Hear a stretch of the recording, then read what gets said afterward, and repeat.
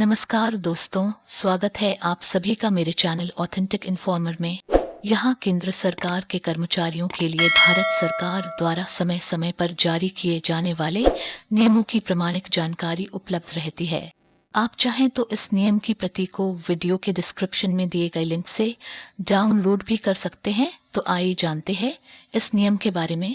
केंद्रीय सेवा चिकित्सा परिचर्या नियम 1944 एवं केंद्र सरकार स्वास्थ्य योजना के अंतर्गत आने वाले लाभार्थियों को कृत्रिम परिवेशीय गर्भाधान यानी इन विट्रो फर्टिलाइजेशन अर्थात IVF उपचार के लिए खर्चों की प्रतिपूर्ति संबंधी दिशा निर्देश स्वास्थ्य एवं परिवार कल्याण मंत्रालय, भारत सरकार के कार्यालय ज्ञापन दिनांक 22 नवंबर 2011 के अनुसार संबंधित विभाग को स्पष्टीकरण प्रदान करने के लिए अनुरोध प्राप्त हो रहे हैं कि क्या केंद्र सरकार स्वास्थ्य योजना के तहत कृत्रिम परिवेशीय गर्भाधान यानी इन विट्रो फर्टिलाइजेशन अर्थात IVF उपचार पर होने वाला व्यय स्वीकार्य है, और यदि ऐसा है तो क्या कृत्रिम परिवेशीय गर्भाधान यानी IVF उपचार पर किए गए खर्चों की प्रतिपूर्ति के लिए कोई दिशा निर्देश निर्धारित किए गए हैं।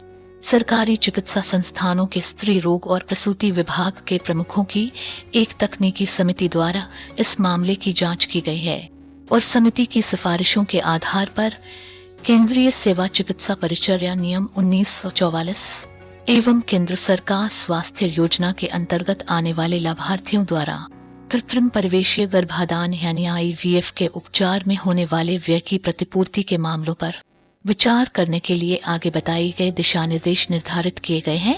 नंबर 1, सरकारी कर्मचारी द्वारा कृत्रिम परिवेशीय गर्भाधान यानी IVF उपचार के लिए निवेदन केवल एक सरकारी चिकित्सा संस्थान के स्त्री रोग और प्रसूति विभाग के प्रमुख की सलाह के आधार पर ही किया जाएगा। नंबर 2, एक सरकारी चिकित्सा संस्थान के स्त्री रोग और प्रसूति विभाग के प्रमुख की सिफारिश पर कर्मचारी के विभाग मंत्रालय के प्रमुख द्वारा कृत्रिम परिवेशीय गर्भाधान यानी IVF उपचार के लिए अनुमति दी जा सकती है। नंबर 3, एक सरकारी चिकित्सा संस्थान के स्त्री रोग और प्रसूति विभाग के प्रमुख की सिफारिश पर एक सरकारी चिकित्सा संस्थान में कृत्रिम परिवेशीय गर्भाधान यानी IVF प्रक्रिया की अनुमति दी जाएगी।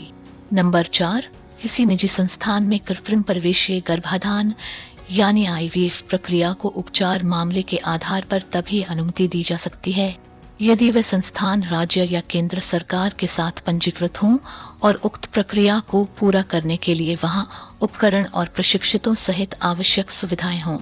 हालांकि एक निजी संस्थान में उक्त प्रक्रिया की अनुमति लेने के लिए सरकारी चिकित्सा संस्थान के स्त्री रोग और प्रसूति विभाग के प्रमुख की सिफारिशें प्राप्त करना अनिवार्य है।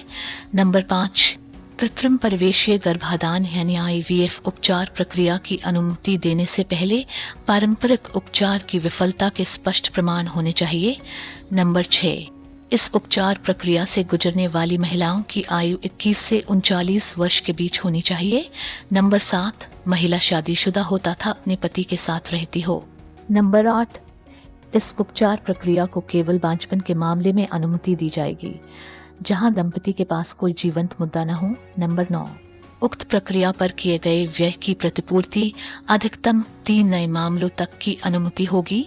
नंबर 10, कृत्रिम परिवेशीय गर्भाधान यानी IVF प्रक्रिया पर अधिकतम 65,000 रुपये प्रति उपचार या वास्तविक लागत जो भी कम हो प्रतिपूर्ति के लिए अनुमति दी जाएगी। इस धनराशि में उक्त प्रक्रियाओं के दौरान दवाओं और डिस्पोजल तथा निगरानी में आने वाली लागत भी सम्मिलित है।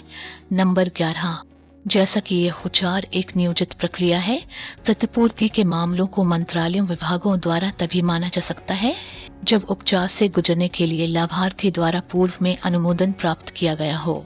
नंबर 12, कुल मिलाकर 3 चक्रों से युक्त इस उपचार का लाभ उठाने के लिए आजीवन अनुमति दे होगी जो लाभार्थी के लिए स्वीकार्य होगी। संबंधित मंत्रालय विभाग आवेदक से एक वचन पत्र प्राप्त करेगा कि उसने अतीत में भारत सरकार से पहले कभी इस उपचार की प्रतिपूर्ति का दावा नहीं किया है और भविष्य में भी इसका दावा नहीं करेगा। ये दिशा निर्देश इस कार्यालय ज्ञापन के जारी होने की तिथि से लागू होते हैं और कृत्रिम परिवेशीय गर्भाधान यानी IVF उपचार की प्रतिपूर्ति के मामलों पर इस कार्यालय ज्ञापन के जारी होने के बाद ही मंत्रालयों विभागों द्वारा विचार किए जा सकते हैं। संपूर्ण जानकारी के लिए आप डिस्क्रिप्शन में दिए गए लिंक से इस नियम की प्रति प्राप्त कर सकते हैं।